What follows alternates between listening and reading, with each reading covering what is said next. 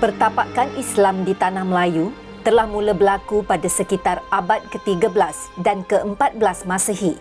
Walaupun begitu, pengaruhnya menjadi teras penting kepada bidang politik, ekonomi dan sosial. Hanya menjadi ketara pada abad ke-15 sewaktu zaman kerajaan Melayu Melaka. Penggunaan konsep daulat.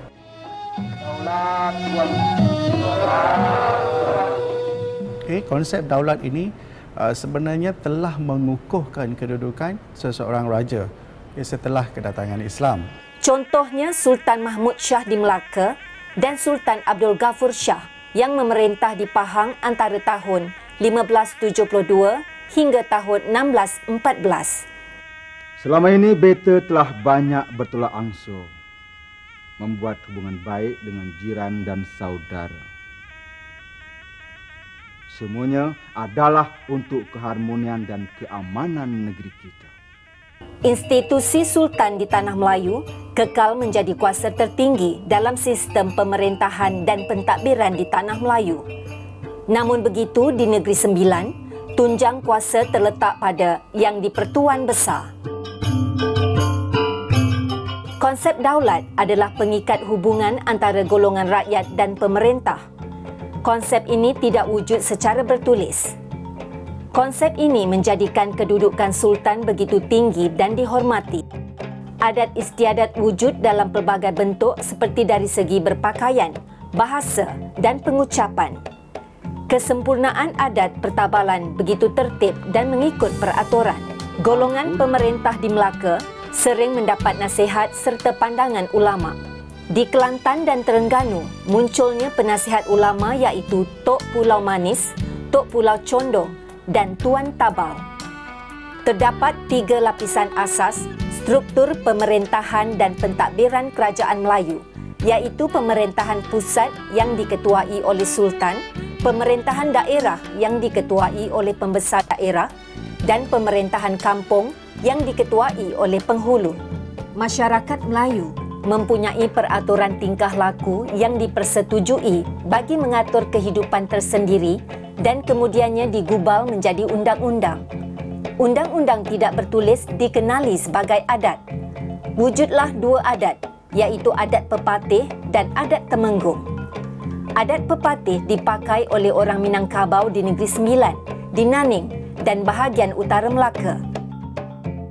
Adat pepatih diasaskan oleh Datuk Pepatih Nan Sebatang yang berasal dari Pagaruyung, Sumatera.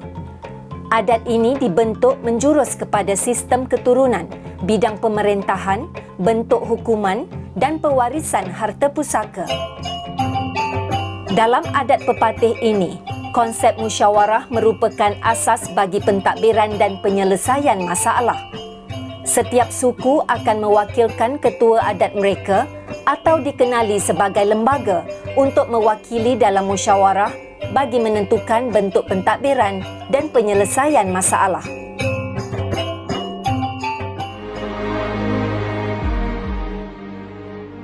Melaka merupakan negeri terawal mempunyai undang-undang bertulis.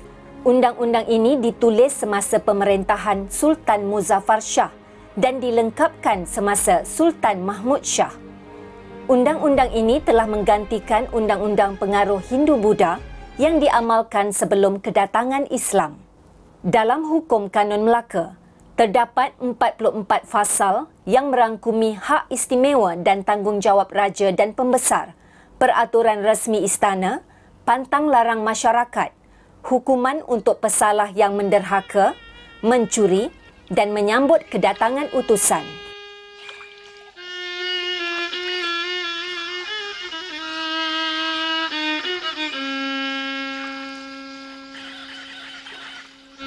Mengikut hukum kanun Melaka, kesalahan sivil dan jenayah bagi mencuri ialah potong tangan. Kesalahan membunuh akan dihukum bunuh. Sumber hukuman berdasarkan hukum syarak. Oleh sebab kerajaan-kerajaan Melayu sangat aktif dalam aktiviti maritim, maka digubal Undang-Undang Laut Melaka dan Undang-Undang Pelabuhan di Kedah. Mengikut Undang-Undang Laut Melaka, nahoda iaitu kapten diumpamakan seperti seorang imam dan anak-anak kapal sebagai makmum. Undang-undang ini telah menjelaskan tentang peraturan setiap anggota masyarakat dan undang-undang ini juga menjadikan kedudukan Sultan lebih tinggi kerana Sultan terkecuali dari sebarang hukuman.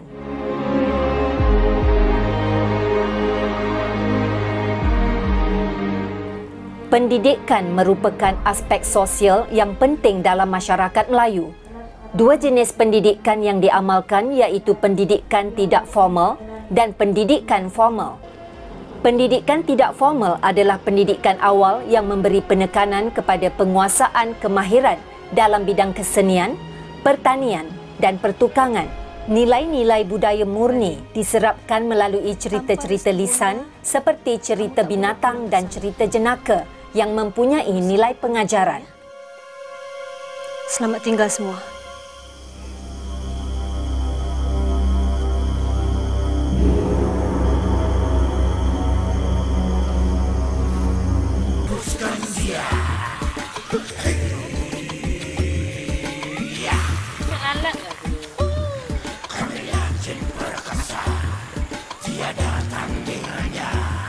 Pendidikan tidak formal yang lebih teratur ialah melalui pendidikan pondok.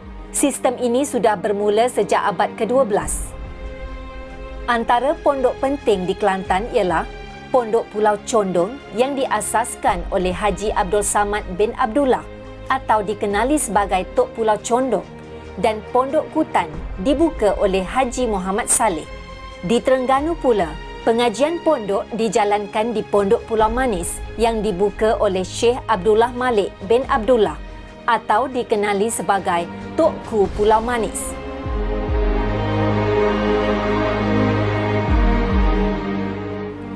Aktiviti perdagangan menjadi salah satu saluran penting yang memesatkan proses pengislaman di alam Melayu. Menjelang abad ke-15, Melaka menjadi pusat perdagangan penting walaupun Melaka tidak menjadi pengeluar kepada lada, cengkeh dan sebagainya. Kerajaan Melaka telah mewujudkan Jawatan Laksmana bagi menjaga urusan kelautan dan Jawatan Shah Bandar sebagai ketua pelabuhan. Orang kaya dapat mengukuhkan pentadbiran negeri. Orang tua tidak mampu lagi bergerak cergas. Orang kaya boleh berbincang dengan Datuk Bendahara apa-apa yang perlu.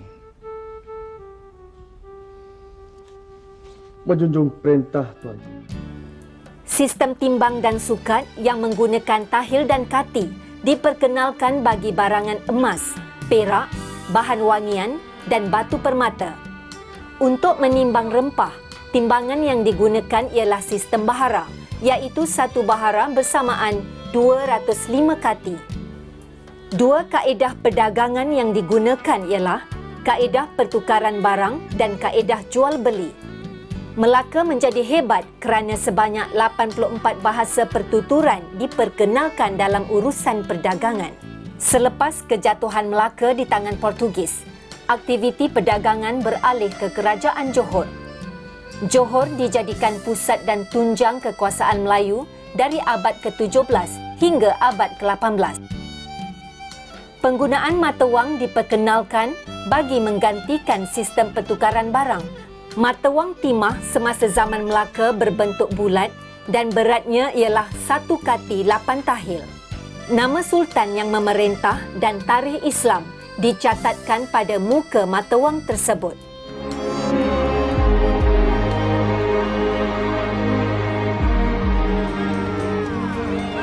Perkembangan aktiviti perdagangan yang pesat telah memperkembangkan bidang percukaian di negeri-negeri Melayu. Mulai sekarang, cukai dagang akan dinaikkan 10 bahagian sebagai menambah hasil negeri.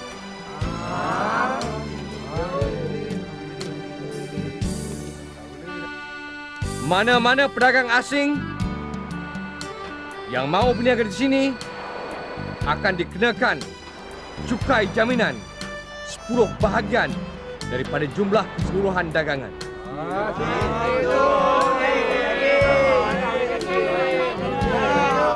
Di Melaka, para pedagang dikehendaki membayar cukai barangan sebelum memulakan perdagangan.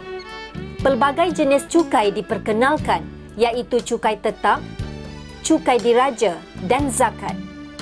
Cukai asas ialah cukai tetap yang ditentukan oleh pemerintah.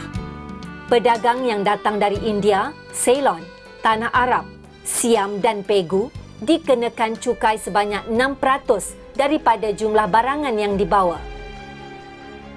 Profesor Said Muhammad Nakib Al-Atas berpendapat Islam telah membawa semangat nasionalisme dan intelektualisme yang sangat besar, bukan sahaja di kalangan masyarakat atasan, malah di kalangan rakyat juga.